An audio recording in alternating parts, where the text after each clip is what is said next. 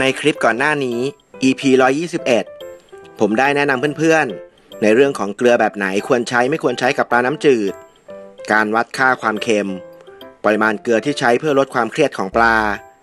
ก็มาต่อกันเลยดีกว่าครับ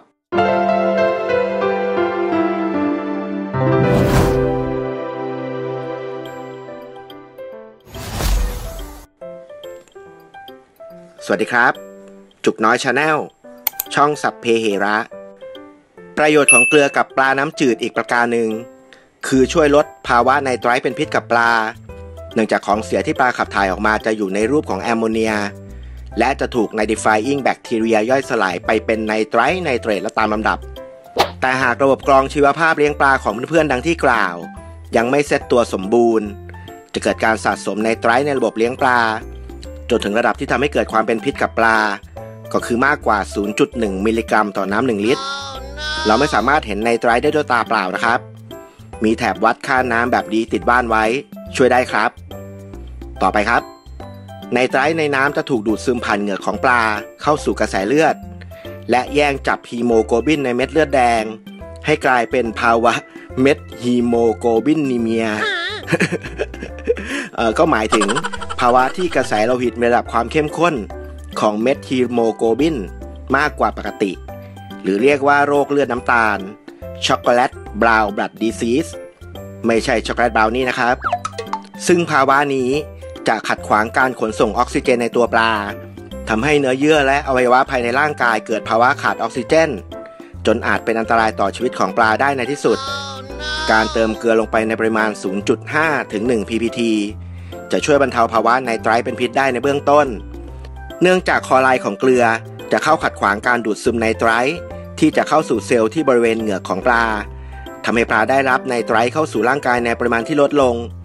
แต่อย่างที่ผมเล่าให้เพื่อนๆฟังในหลายๆคลิปการเติม Nitrifying Bacteria สำเร็จรูปลงในระบบกรองชีวภาพเลี้ยงปลาจะช่วยให้ระบบกรองเซตตัวอย่างรวดเร็วไม่เกิดภาวะแอมโมเนียหรือไนไตรท์เป็นพิษกับปลาครับสำหรับการใช้เกลือในการรักษาปลาป่วยจะใช้ปริมาณเกลือมากน้อยแค่ไหนก็ขึ้นอยู่กับระยะเวลาในการแช่ปลาครับถ้าต้องการแช่ปลาในระยะสั้นๆหรือที่เรียกว่าดิฟก็จะใช้เกลือในปริมาณความเข้มข้นสูงในทางกลับกันปริมาณเกลือที่ความเข้มข้นไม่สูงมากนักจะใช้ในการแช่ปลาแบบต่อเนื่องโอเคสำหรับการแช่ปลาระยะสั้นในความเข้มข้นสูงจุดประสงค์คือเพื่อกำจัดปรสิตภายนอกที่อาศัยบนตัวปลาเพราะเกลือในปริมาณสูงจะไปดึงน้ำออกจากเซลล์ของปรสิตทำให้เซลล์เหี่ยวและก็เฉาตายในที่สุดขนาดที่แนะนำสำหรับปลาน้ำจืดทั่วไปคือ 10-30 ppT ใช้เวลาแช่ 5-30 นาทีส่วนปลาคาร์ฟแล้วก็ปลาทองแนะนำเป็นขนาดสูงสุดเลยครับ30 ppT แช่นานแค่10นาทีพอครับระหว่างแช่ต้องมีการเติมอากาศผ่านหัวทรายเพื่อป้องกันปลาขาดออกซิเจนด้วยครับแต่การรักษาแบบดิฟส่วนตัวผมจะไม่แนะนำครับ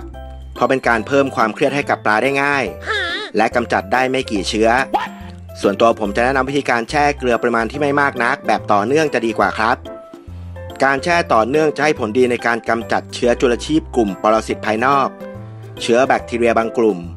แล้วก็เชื้อราที่เกาะบนตัวปลาซึ่งการแช่แบบดิฟไม่สามารถกำจัดปรสิตที่มีการฝังตัวอยู่ในชั้นเยื่อเมือกผิวหนังปลาหรือเหงือกยกตัวอย่างเช่นพวกอิกต้นเหตุของโรคจุดขาว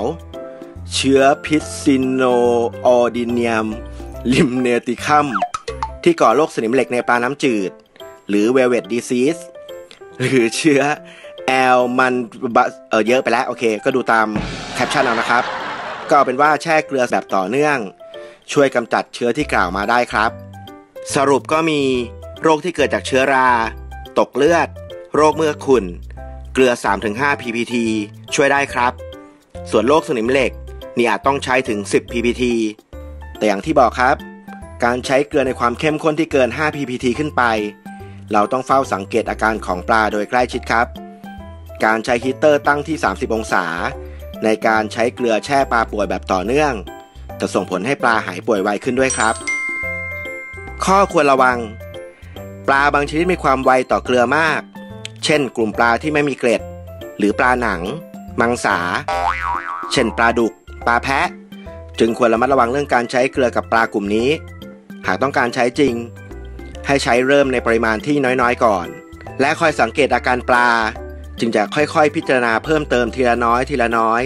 จนถึงขนาดที่ต้องการหากพบความผิดปกติให้เปลี่ยนถ่ายน้ำเพื่อเจือจางปริมาณเกลือลงนอกจากนี้ไม่ควรใช้เกลือกับตู้ไม้น้ำอาจทำให้พืชน้ำเหี่ยวเฉาตายได้ควรแยกปลาป่วยออกมารักษาในภาชนะพยาบาลจึงจะเหมาะสมที่สุดครับสำหรับการเลี้ยงปลาแบบส่วนตัวจุกที่เสพติดการเปลี่ยนถ่ายน้ำให้น้องปลาทุกวัน 10-15% การเติมเกลือลงไปเนี่ยน่าจะต้องไปซื้อที่นาเกลือสักแปลงถึงจะพอเติมฉะนั้นนะครับถ้าปลาไม่ป่วยหรือต้องการกักโรคปลาจุกจะไม่ใช่เกลือครับเปลืองก็ดูขัดกับหลักการข้างต้นแต่ก็ขอให้เพื่อนๆใช้วิจารณญาณและก็ประสบการณ์ส่วนตัวมาผนวกร่วมให้เหมาะสมกับวิธีการเลี้ยงของตนเองแต่ก็แอบหวังว่าข้อมูลที่จุกได้ให้ไปจะเป็นประโยชน์กับเพื่อนๆบ้างไม่มากก็น้อยยังไงก็ฝากกดติดตามกันด้วยนะครับขอบคุณที่รับชม